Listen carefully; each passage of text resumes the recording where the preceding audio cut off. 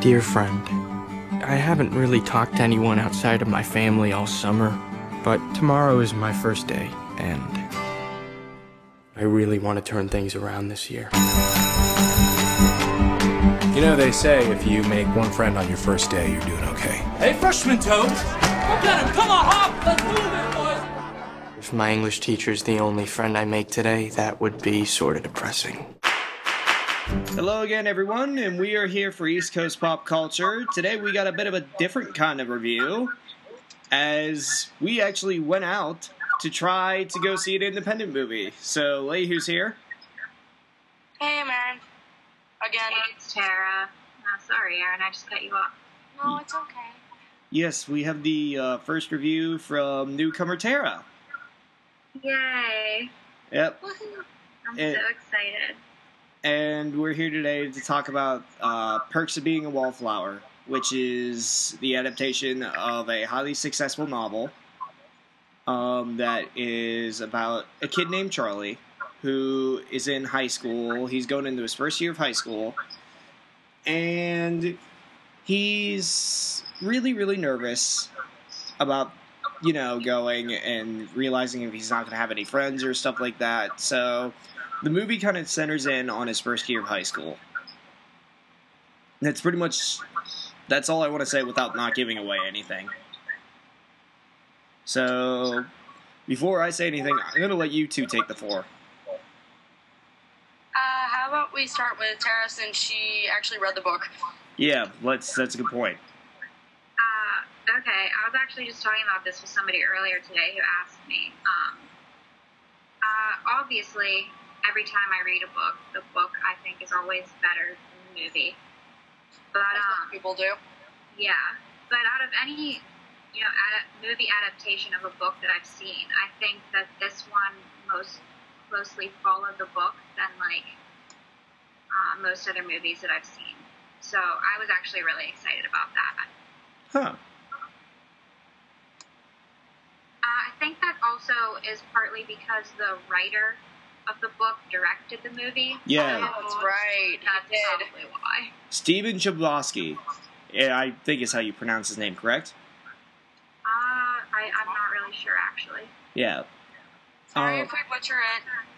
No, but he is a Pittsburgh native. He wrote the book about going to high school in Pittsburgh, and thankfully he filmed it in Pittsburgh, so hometown represent. Can I just say, like, all the Pittsburgh references were fantastic. Like, the only problem is, like, anybody that's not from Pittsburgh won't be able to understand some parts of the movie. Yeah. Like, everybody's obsession with Kings. You know, I wish they went to Eden Park instead and got Smiley cookies, but I guess brownies are close seconds. I mean,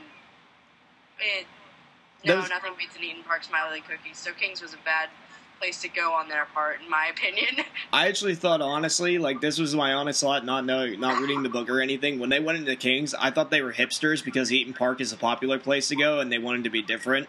I think the thing with Kings is that it used to be more popular than it is. That's true. Yeah, it was. So, Honestly, there used to be a lot more locations and stuff, so that's probably why. and to be honest, I do like their food better. But I don't know, I might be alone on that one. I haven't been to Kings in a while, but maybe I should go again. Oh, their burgers are delicious, but that's not the point. That's not the point. Oh, yeah, they are delicious. But another thing that I wanted to say was the screenshots of Pittsburgh were fantastic. Like, it just seems like he decided to pick every single beautiful spot in Pittsburgh. Wow, there's an earring in my hoodie. I don't know how that got there. So, yeah, like, whenever they were driving through the Fort Pitt Tunnel, like, it was pretty cool because, like, I felt like I was there with them, but at the same time, like, I knew a screen was separating us.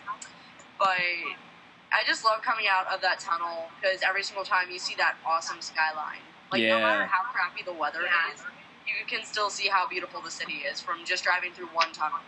That's the thing. You can really tell through this movie, you know, this guy grew up in Pittsburgh. He knows all the cool parts about Pittsburgh, and he obviously pulled his cinematographer aside. I can't find out who it is, But he pulled that cinematographer aside and was like, okay, this is how you're going to shoot this, this is how you're going to shoot this, and you're going to make it look beautiful. Ready, go. The neat part, too, is while reading the book, those scenes where they're driving through the tunnel is, like, clearly, like, you can picture it in your head, even if you're not from Pittsburgh. And when I was reading the book and watching the movie, it was just like, I mean, if you live in Pittsburgh, you know that feeling of coming out of that tunnel and seeing, like, our beautiful city. But Yeah. if you don't live in Pittsburgh, you know, you just get that feeling of, I just think it's one of the most beautiful things.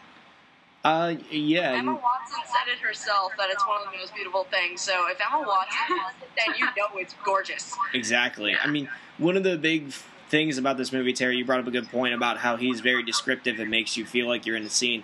That's one of the strongest factors of this movie is that he knows so well the situations of high school students, and he knows so well, like, how to come of age and how to show it within each scene. I mean, every scene in this movie is a very relatable scene to someone who's either gone through high school or someone who just recently graduated, like all of us.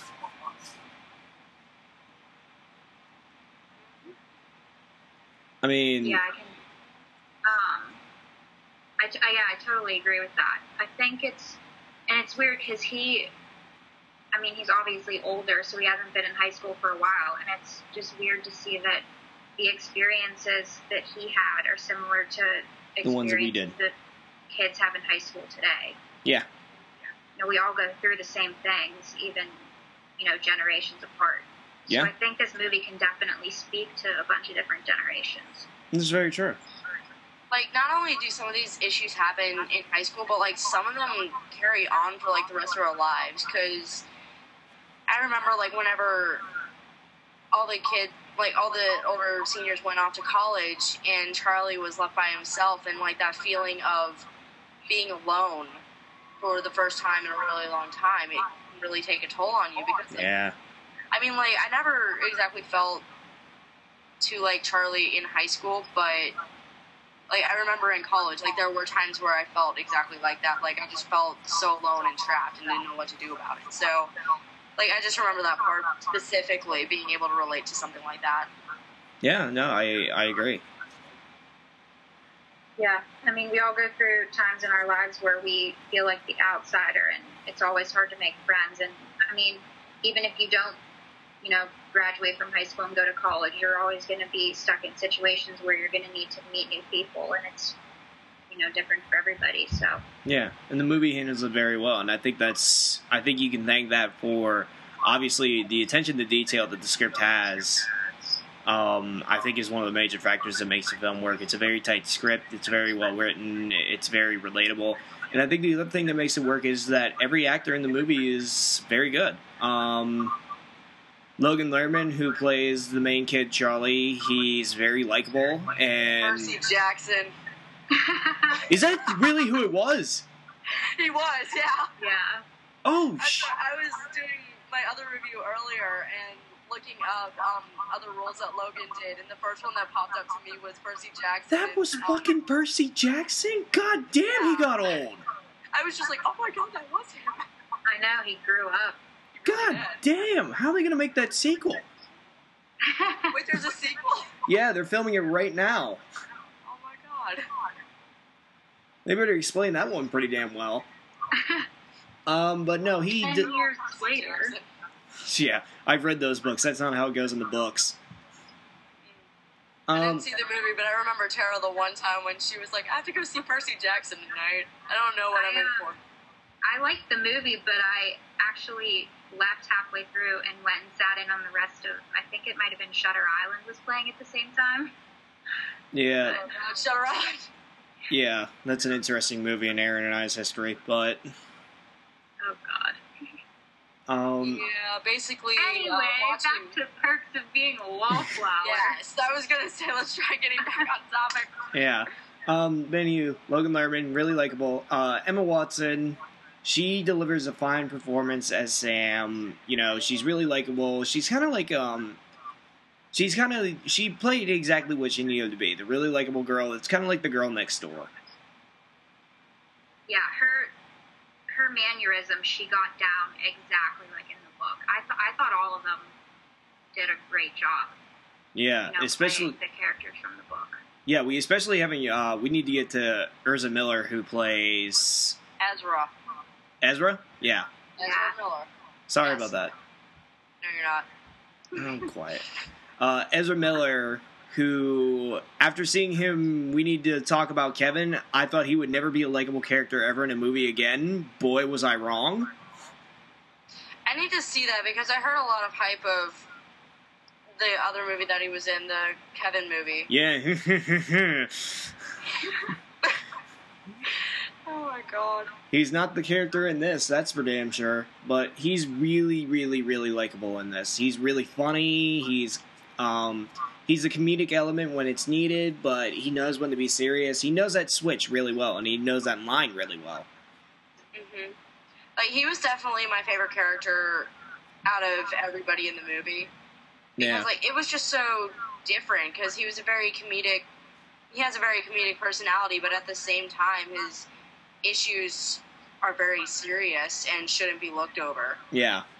Yeah, No. he's just, in general, a really, like, well-rounded character. He has, you know, his side to him that's always joking and makes everything into a joke, you know, and then he has the darker side to him, so.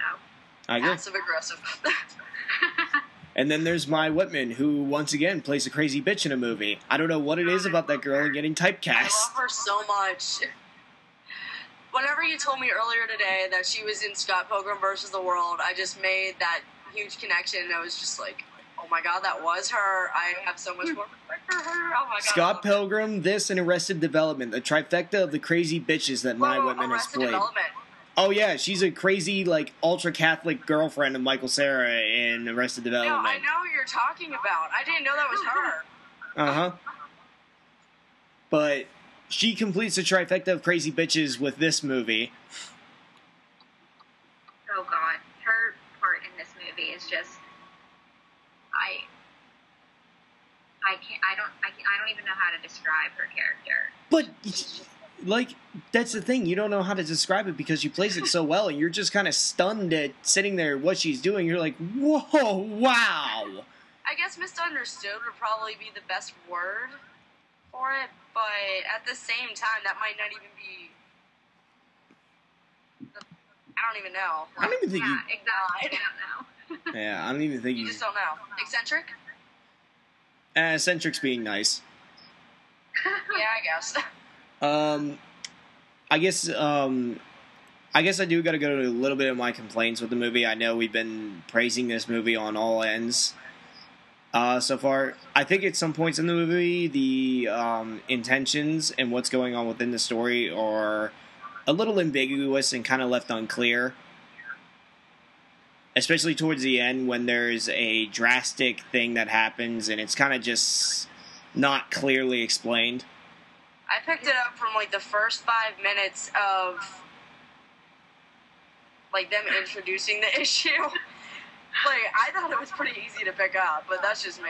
See, like, that might have been, I don't know why, but I didn't pick up on it as clearly as you guys. Maybe if I watch it through a second time, I might, but... Well, you are rather slow. So. Well, yeah. Yeah. But... The thing about that, though, is, in the book, Not exactly what happened. It's never clearly stated in the book either. You have to kind of okay. figure it out too. So even if you've read the book, like that still doesn't give you a clear definition. I think you're supposed to just kind of fill in the blanks for yourself. It's one of those kind of situations. Okay. But the movie actually gave more away than the book did. So Okay. I actually learned some stuff from the movie that I was unclear about after reading the book. So. Well, like I said, maybe if I watch it through a second time, I might pick up on it a little better, but it was a little unclear and confusing to me when we were watching it the first time. But I think the other thing that that was a really minor complaint to me, and some would call it nitpicking, but I mean, it is what it is. Some of the Pittsburghese that they use in the movie, like, Pittsburghese is Pittsburgh-only terms, people. I just feel like they were kind of hackneyed and stuffed in and were unnecessary. It Like, gave what the did- culture. what did that girl call him? Jagoff. Yeah. I scream that at people on a regular basis. Very if you are in the car with me, out of her mouth. That's the thing. Yeah, exactly, Tara. That seemed really unnatural coming out of her mouth, and it kind of left a sour taste in my mouth when she said it, where I was just kind of like, ugh. Yeah, I felt the same. Yeah, sorry. No, go ahead. Okay. For people that aren't from Pittsburgh, the context of the word jagoff is not randomly thrown around a classroom like that. Exactly. You have to be, like, extremely angry whenever you're throwing around that word. A very good example, if I'm driving down the highway, like, on the Fort Pitt, like, oh my god, not Fort Pitt, oh my god, what am I thinking of?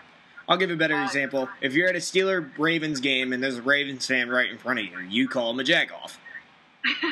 Yes. No, if you're, like, switching lanes on the crazy-ass bridges to try and get downtown, like, convention center area, and people keep cutting you off.